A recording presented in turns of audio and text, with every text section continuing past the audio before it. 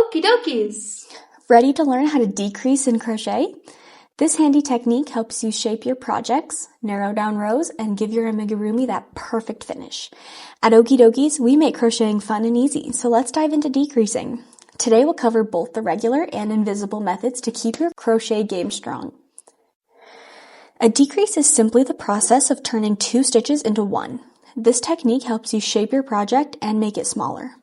There are 2 main types of decreases, the regular decrease and the invisible decrease. Let's go through both methods.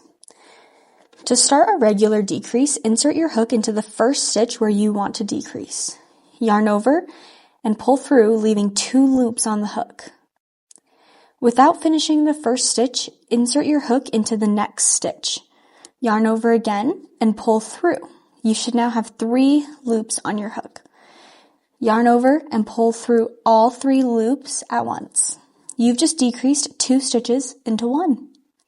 For a more seamless look, like an amigurumi, try the invisible decrease. Insert your hook into the front loop of the first stitch, then into the front loop of the second stitch without yarning over. Now, yarn over and pull through both front loops at the same time. Now you should have 2 loops on your hook. Yarn over again and pull through both loops. Now your stitches are decreased and the join is barely noticeable.